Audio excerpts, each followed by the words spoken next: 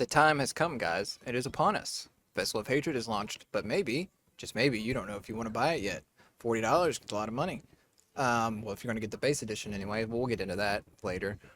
So today we're going to go over whether or not I think Vessel of Hatred is worth your hard-earned dollars. Yeah, so we're going to immediately jump into it. This was like I had an idea for an opening and I kind of lost it. So yeah, we're just going to get into it. Now we're going to break this into like a couple different categories here. And first off, we're going to start off with like the most important part, the Spiritborn character class. Is it fun? Yes. It's a little hard right now because where it's new, finding out what's good and what's bad and what works with what. Like it was on paper, it was good, but in reality, it's not. And they changed a couple things too. I had my basic build, and they've changed a couple of things that was for my leveling guide. So that's actually not even the best one now.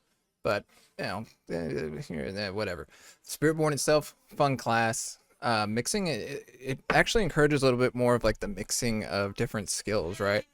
If you have like a druid, either you're a werebear or you're a werewolf, right? With this class, like since all skills with your primary spirit become whatever you choose. So like if you choose eagle, then all of your skills are eagle skills that let you do a lot more mixing and matching. So you could do like a gorilla skill and have an eagle skill at the like eagle abilities, right? That's really interesting and that's really good. It's not really a whole lot to say about this. Do I think the Spiritborn? Yeah, Spiritborn is good. Yes, I do. But let's get into the other aspects where like there's going to be issues. I'm also going to go ahead and point out that I'm not going to spoil anything about the story in case you are wanting to play through it and that it matters to you. So as far as like the whole thing with like Nyrel, not going to say a word about it or show any footage of it. But while we're not going to spoil anything about it, we will be talking about some problems that it has on a very basic level. It suffers from the same thing that the main story does, and that is there's a lot of talking and a lot of like slowly walking around with an NPC while they do things. It's not as bad, but it is there. I'm over here just like huffing and eye rolling. Yeah, I don't really like that. The story itself is very rushed, it feels like. Not in a bad way, I guess, but at the same time, it's like, oh wow, like you're just progressing very quickly. Not saying that it's really quick to complete either. It's probably about 5 hours or so, unless you really just speed through it. Maybe you could get it done quicker. But yeah, it's okay. Let's say it's okay. I didn't expect anything great out of it. I know a lot of people are in love with the Diablo franchise and the lore, and like the lore is cool and all, but at the same time, the actual storytelling itself is kind of bland, whereas the premise of the story is usually really cool, right? Next, we're going to go over like the new area of the map, the forest area. I can't remember the name of it right now. It's pretty cool. It's not like fantastic. It's literally just forest with some towns and just one new area of the map. It is what it is, I guess. Like there's nothing really to say about it. There's nothing good and or bad about it. But it's not over the top, just this cool addition to the game, which I guess the open world in Diablo is never been that way. As far as some of the smaller stuff goes, mercenaries are really cool, okay? But there's a couple of them that aren't useful at all. There's like a cannibal chick. She's not really useful. The starter guy you get, he's pretty useful. He has a lot of passive abilities for you if you haven't really looked into what all the mercenaries do. Sadly, you have to choose one route or the other because I would love to have both, but, is what it is. Now, this video is rather short because it's really hard to talk about without spoiling the game, but it is overall pretty decent. I like the aspects that are just like Season 6, not necessarily Vessel of Hatred. The whole Realm Walker things are cool. The ruins are cool. I don't know. I'm still on the edge about not being level 100. We'll have to see when we get there. We're not quite that far into like worrying about paragons and all that stuff yet. But the overall this season 6 has been pretty good. Now, not spoiling. This is not spoiling, but the cutscenes in the new DLC are really, really good. Like your character is actually in them and they speak in them and stuff like that, and it's very nice and fluid.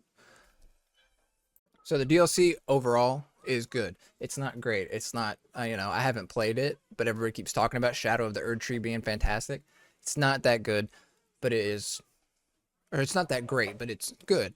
You know, everybody always says 7 out of 10 is a meme, but I would legitimately give it like a 7 out of 10, not on a scale of like, you know, your crap indie games that aren't worth your time being like on the lower end of the scale. Now, if you had to take all AAA games 1 to 10, I'd give it like a 6.5 or a 7.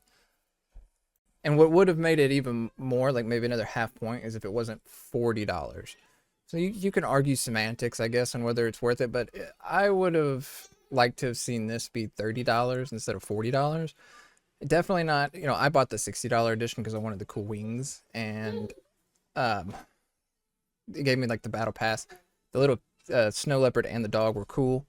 But if you're gonna buy it, I would only buy the $40 edition unless you really, money doesn't really matter to you all that much, and the wings of Anarius are cool as can be. All right.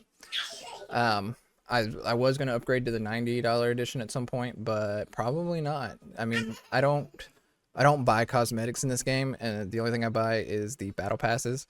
So that's just me. Do what you want. It's your money. Do I think it's worth $40? Sure. I would, like I said, I think it's more of like a $30 thing, but also if I knew what I know now, would I still spend $40 on it? Yeah, because the difference between 30 and 40 isn't super important, but at the same time, on a scale of things, you know, when games on average are about $70 now, $40 is a little steep for this, in my opinion. But would I recommend it? Yes. As long as like the difference between $30 to $40 doesn't really matter then yeah, it's worth it, 100%. It's been fun having a new class. On top of that, all the other classes got skills and stuff, and I know that isn't tied to the Vessel of Hatred, but it's still cool, you know? I thank you for watching. I know that this was like relatively quick and kind of just like brushed through. Again, I don't want to spoil anything for anybody, so it's hard to make like a super in-depth breakdown without it.